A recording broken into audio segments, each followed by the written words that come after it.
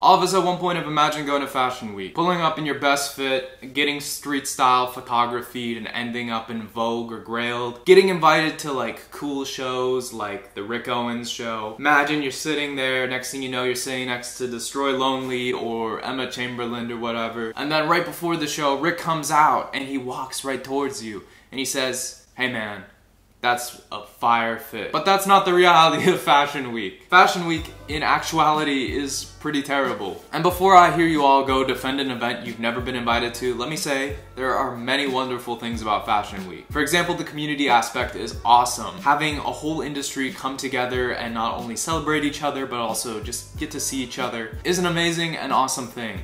It's also great how many wonderful shows and artistic statements have come out of it. And I'm not gonna act like I wouldn't go. I would 100% go. I've actually been invited before, and it's been a huge honor to be invited to go to some of these shows. However, I'm at the point where a brand will extend an invite, but they're not necessarily going to pay for my plane ticket. So if any brands or PR teams want to pay for my plane ticket, I will 100% go. So there are some great, wonderful things about Fashion Week. But there are also some parts which suck. And as I'm recording this, it's about to be New York Fashion Week, and I thought this was a good time to reflect on those sucky parts and maybe talk about how us as a community can make those parts better instead. But let's first talk about what Fashion Week is and how it started. There are 4 main Fashion Week locations: New York, Milan, London, and Paris. And they are shown twice a year in each of these locations, one for spring summer and one for fall winter. If you are a brand and you want to get taken seriously at a high level, you are expected to show twice a year in one of these locations. In the early 1900s in Paris,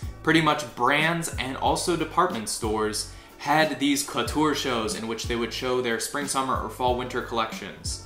Brands would sort of have what you would traditionally think of as a fashion show, but department stores would show a bunch of different brands and show their whole inventory. And in World War II in 1943, when Paris was occupied by Germany, stockists couldn't go to Paris to go see fashion shows.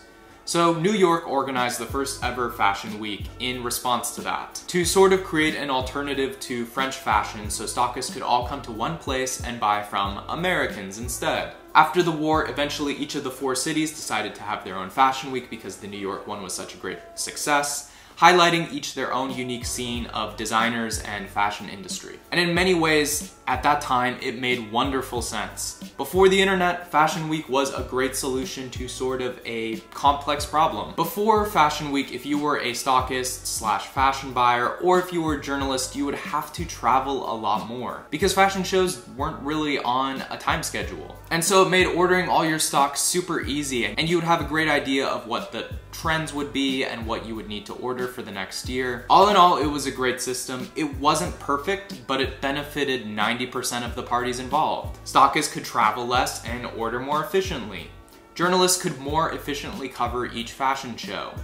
And designers, because all the stockists and journalists were in one place at one time, would have more press and a lot more orders. The system worked so well that you started seeing designers who weren't even from these cities having shows in these cities. For example, CDG and Yohji Yamamoto were from Japan, but they started showing their clothes in Paris because it was a huge business move. There were way more buyers there, and that meant way more sales. Fashion Week really isn't that foreign of a concept. Before the internet, a lot of other industries had their own version of Fashion Week. They would just kind of call them conventions. For example, the auto industry, the furniture industry, all industries would have conventions where manufacturers would meet with distributors and press to release their new items for the year. Fashion Week is really just a glorified fashion convention. However, with the rise of the internet, there's a lot less conventions. There are still a lot of conventions, don't get me wrong, but most of the time people don't want to fly out to see something in person when they can just go on their computer and say, yep, that's it, and get a whole lot of information on it. And this is where Fashion Week begins to make much less sense. It doesn't really need to be in person at the end of the day. And yes, while I understand a lot of fashion shows are put on the internet today,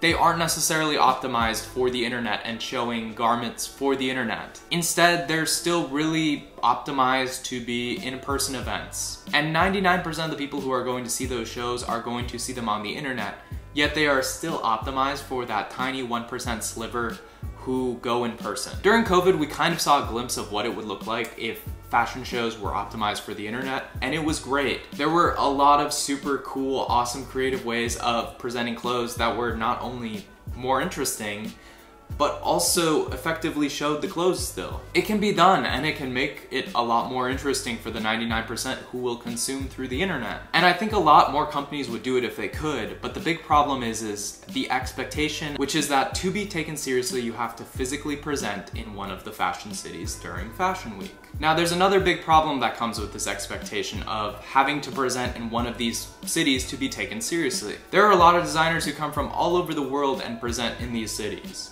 to the point where it's really oversaturated. And not to say that there isn't a place for these designers or that they aren't good designers creating amazing shows, it's just that there are way too many designers for these short week periods. And if you talk to any journalist or buyer at this point, they will tell you how stressful Fashion Week is and how they don't really enjoy it, because they're manically going from show to show, spending as little time as they can at each show because they need to move on to the next one because their schedules are so packed and there are so many designers. The system just isn't that great or sustainable anymore with so many great designers to present their work. And it would be a lot easier if those stockists and journalists could just go online at their own time and see the presentation over a much more stretched out period. So the system doesn't really benefit the journalists or the stockists anymore, but surely it benefits the designers, right? Well, that's a lot more of a complicated question and depends who the designer is. Again, to be taken seriously, you're expected to present a Fashion Week twice a year and have a great new collection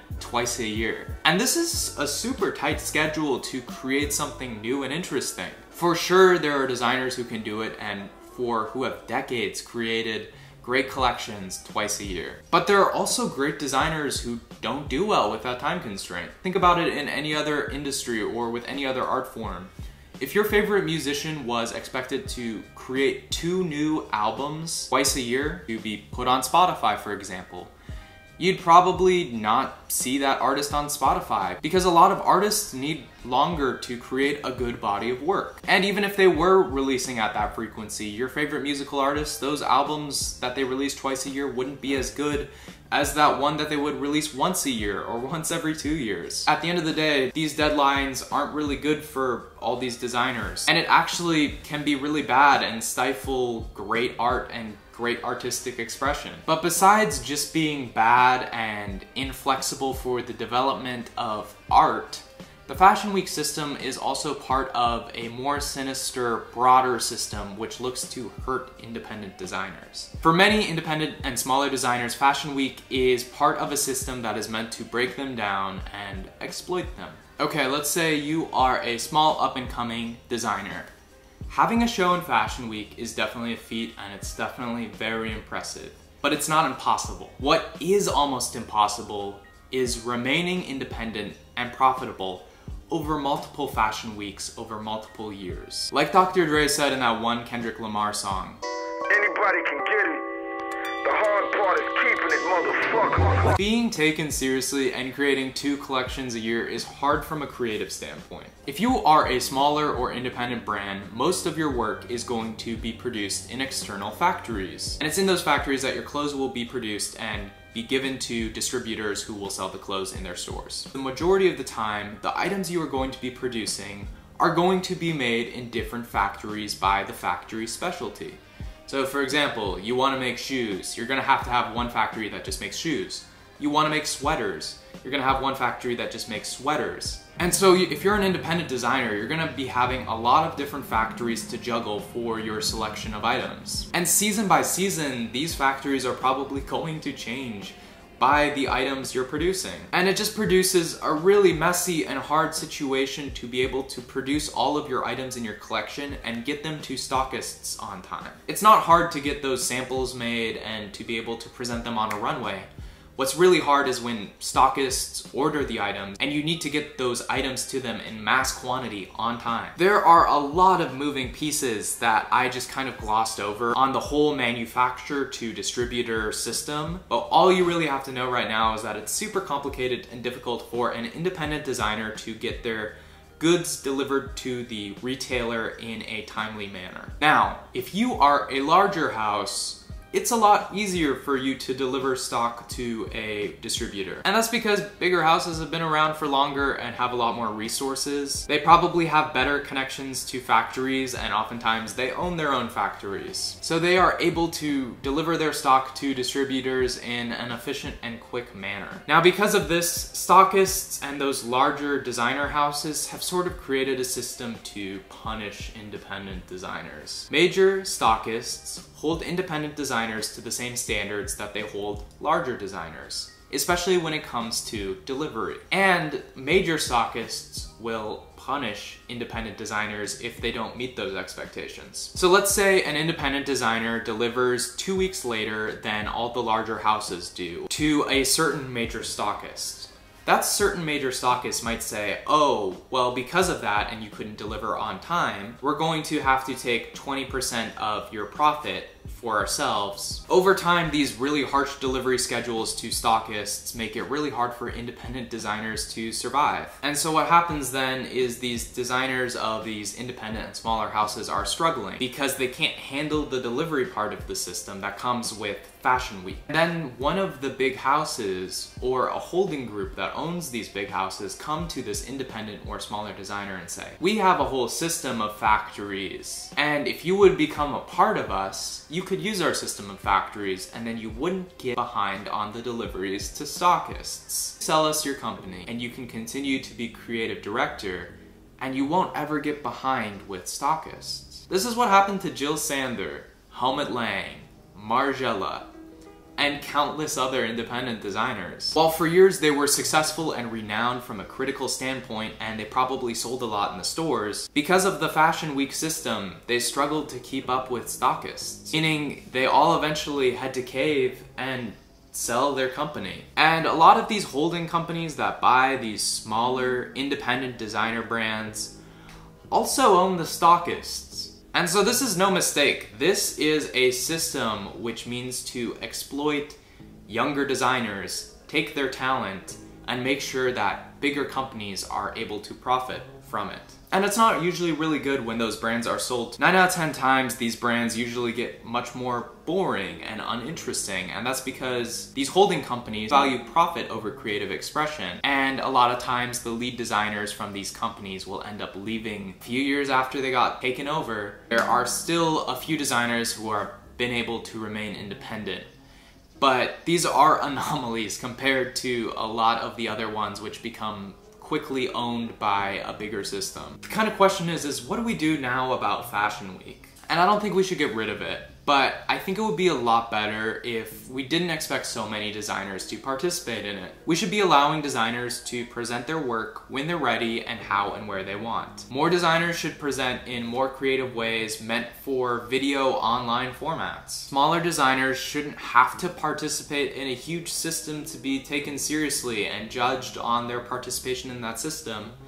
but rather we should judge them on their work. And so if you're watching this video and you're wondering what can you do, if you want to support independent designers, buy directly from them or from smaller stockists. There are a lot of independent stockists who don't punish independent designers like the bigger stockists do. Again, my name is Karsten Craning. Thank you for watching this YouTube video. I make clothes. You can go check them out on Instagram. Give me a follow and have a great week.